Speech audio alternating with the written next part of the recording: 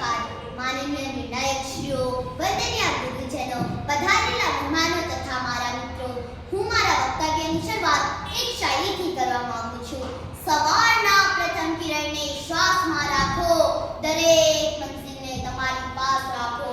જીત થશે ચોક્કસ મારા દોસ્તો, બસ જીવનમાં લક્ષ્યની પ્યાસ રાખો અને મહેનતની સાથે પ્રયાસ રાખો. તો મિત્રો, હું પણ મારા લક્ષ્યને મારી આંખોમાં સજાવી તમારી સમક્ષ આવી છું. તરુનો બહુ આભાર, જગત પર તરુનો બહુ આભાર.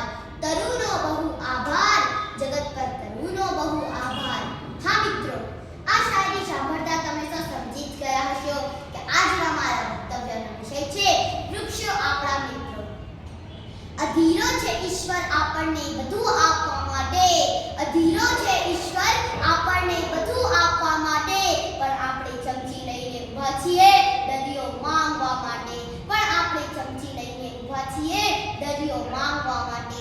વૃક્ષ એ તો કુદરત તરફથી મળે અમૂલ્ય ભેટ છે, જેનું મૂલ્ય તો ખુદ ભગવાન પણ આપી શકતા નથી. તો આપણે આવા સાધારણ માંગી શું સમજી શકીએ છીએ?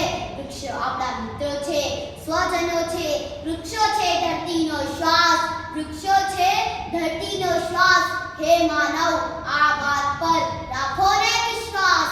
હે માનવ, આ વાત પર રાખો ને વિશ્વાસ. વૃક્ષો આપણને શુદ્ધ હવા, લાકડું, ફળ, ફૂલ, ગુંદર, ઓક્સિજન વગેરે અનેક જીવન જરૂરિયાતની વસ્તુઓ પૂરી પાડે છે. એટલું જ નહીં, પક્ષીઓ અને મુસાફરોના વિસામો છે. વૃક્ષો વરસાદ લાવે છે, વૃક્ષો છાંયડો આપે છે, વૃક્ષો વાતાવરણને ઠંડુ રાખે છે, વૃક્ષો જમીનનું ધોવાણ અટકાવે છે, વૃક્ષ કાર્બન ડાયોક્સાઇડ વાયુનું શોષણ કરે છે. આ બધું સમજાવવા માટે 21મી માર્ચે આખા વિશ્વમાં વિશ્વ વન દિવસ ઉજવવામાં આવે છે. આ દિવસે દિવસ અને રાત્રિનો સમય એક સરખો જ હોય છે. પ્રાચીન ભારતીય સંસ્કૃતિમાં પણ વૃક્ષોનો મહિમા ગાવામાં આવ્યો છે. આજનો યુગ એટલે વિજ્ઞાનનો યુગ, વિજ્ઞાન એટલે વિકાસ. પણ આજની પરિસ્થિતિને જોઈએ તો સૌ કોઈ માનવ પોતાના સ્વાર્થ માટે પ્રકૃતિનું શોષણ કરે છે. એક બાજુ વૃક્ષોને દેવતા કહેનારો માણસ અને બીજી બાજુ તેનો બેરહમ કરીને પોતાના પગ પર જ કુહાડી મારી રહ્યો છે.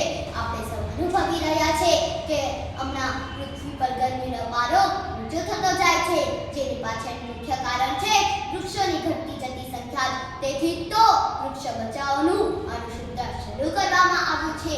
વૃક્ષોની વાત આવે ત્યારે મને એક વાત કહેવાની નથી જાય. 10 કુવા સમાન એક વાવ, 10 કુવા સમાન એક વાવ, 10 વાવ સમાન એક તળાવ, 10 વાવ સમાન એક તળાવ, 10 તળાવ સમાન એક પુત્ર, 10 તળાવ સમાન એક પુત્ર અને 10 પુત્ર સમાન એક વૃક્ષ, 10 પુત્ર સમાન એક વૃક્ષ. તો પણ સહેજ પણ અક્ષરરૂપ લાગે તો આપણે આવા 10 પુત્ર સમાન એક વૃક્ષની બલિ ચડાવતા પણ થકાતા નથી. આ વાત આપણા સૌ માટે શરમજનક કહી શકાય છે. હવેથી હું આશા રાખીશ કે વૃક્ષોમાં પુત્ર અને પરમેશ્વરને નિહાળીશું. હું મારા જન્મદિવસ પર એક વૃક્ષ તો વાવું જ છું અને મારા સગા સંબંધીઓને પણ સમજાવું છું. અંતે હું વૃક્ષોનો મહિમા ગાતી એક શાયરી બોલી મારું વક્તવ્ય પૂર્ણ કરીશ. प्यार में कोई दिल तोड़ता है तो जिंदगी में कोई भरोसा तोड़ता है. प्यार में कोई दिल तोड़ता है तो जिंदगी में कोई भरोसा तोड़ता है. जिंदगी जीना है तो इस पेड़ से सीखो, जिंदगी जीना है तो इस पेड़ से सीखो. जो अपना फल फूल दूसरे को देकर उसे जोड़ता है, जो अपना फल फूल दूसरे को देकर उसे जोड़ता है. वृक्षो वावो वरसाद लावो, वृक्षो वावो वरसाद लावो. जान छे तो जहान छे, जान छे तो जहान छे. वृक्षो बचावे ते महान छे, वृक्षो बचावे ते महान छे.